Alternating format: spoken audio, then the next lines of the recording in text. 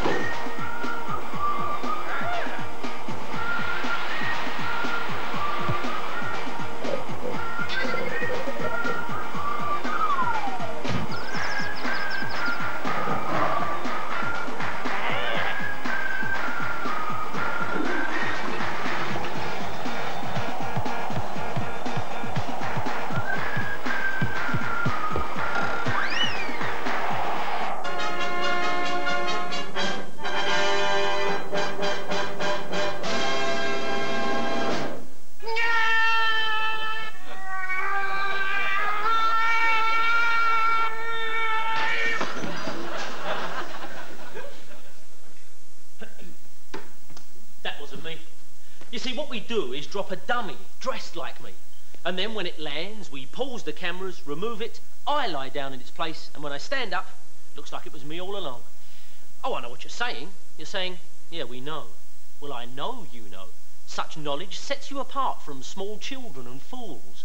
But supposing I pretended that I thought you didn't know, or better yet, couldn't care less whether you knew or not, just did it anyway, for 35 years. Ying dong ying ying dong ying dong ying dong ying like ho. Ying dong ying dong ying dong ying like ho. Ying like ho. Yeah, tonight's show looks at Spike Milligan on TV. Go on. Good evening. Good evening. Evening. Orson Welles was said to have lived his career in reverse, starting with the masterpiece Citizen Kane and then spiralling downwards. Well, opinions on Spike Milligan's career take the same lazy tack. The Goons, then he became depressed, wrote some army stories, still alive. It's as if he needn't have bothered making some of the most television ever made.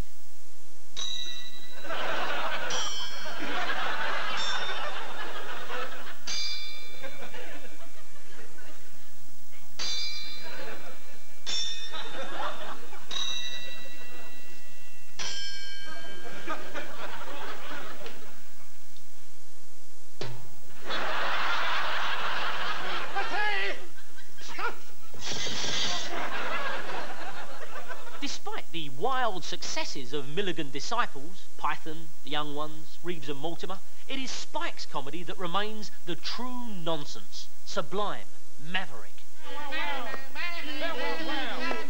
Pardon me, sir. We have reason to believe that a lump on the head has been committed at this address. Heel, Fang, heel. Heel Fang, he says. I'm sorry, sir. I shall have to arrest your wrists with handcuffs. In connection with what? With the rest of your arms. You can't arrest me. I'm a distant cousin of the Queen. This puts me in a very difficult position. You see, no matter how far out British comedy gets, you can always smell the writer's room, somewhere glimpse an original idea that's been corrupted to create the gag. Not with Spike. His mind delivers jokes by virgin birth that arrive without trace or explanation.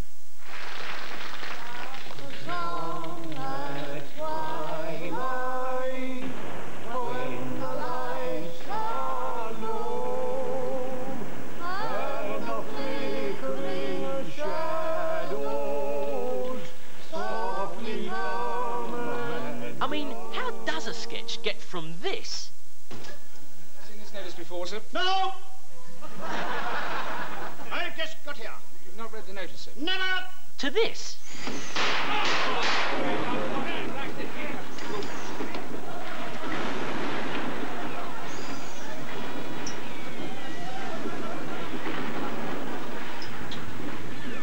And what possible excuse can there be for...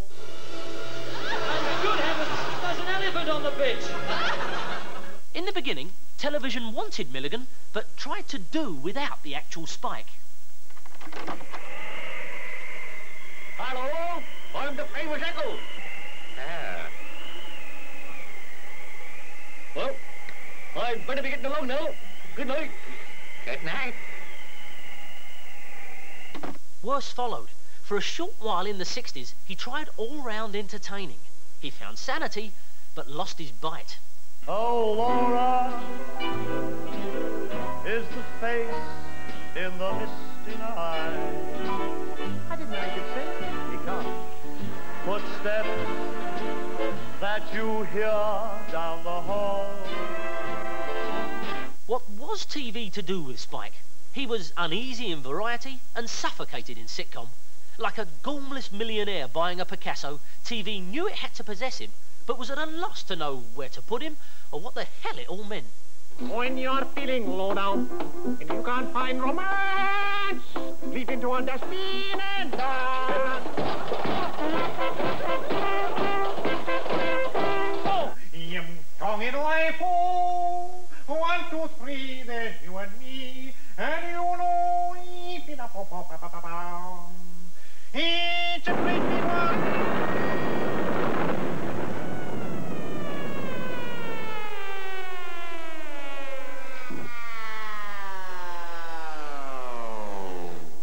Less of a misfire was his 1968 series reworking the material of his own hero, J.B. Morton, the beachcomber. You lay down 6 matches, so, and you announce a street in Tiflis by day. Then light a 7th match and hold it perpendicularly, so, and announce a street in Tiflis by night. All the while, real Spike Milligan series were being aired under various names. Milligan at Large, Idiots Weekly, Milligan's Wake. But the billing barely mattered. Like a volcano, Spike has really only got one show in him. And eventually, he called all his work Q.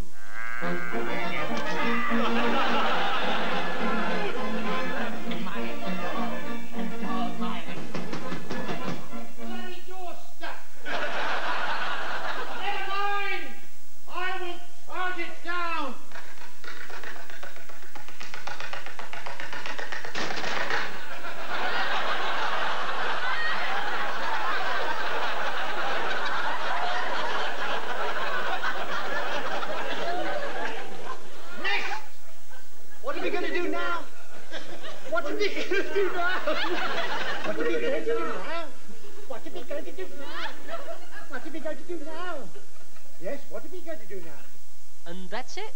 Unlike our other TV heroes, Spike Milligan performances cannot be neatly illustrated chronologically. There's no pattern, no recurring clues or themes. Well, unless you count Scotsman. My love is like the red, red rose that blooms. Or Hitler. What can I do? I've got to do. Or large, obviously false noses. I'm giving you 5 minutes to get your balls off my green. And I mean that most sincerely.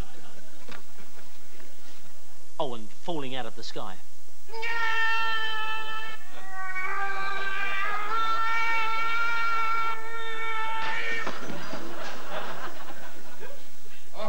Thank you, Spike. Did anyone ever tell you you're a genius?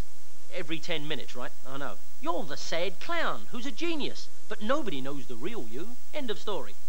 Well, possibly, but it just might be that the theorists are too busy laughing to notice that one person who seems to enjoy the show most of all.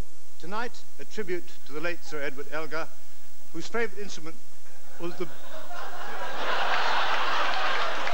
B-flat garden hose, for which he wrote many great pieces, including Underneath the Armpits, Do My Names Away. Right.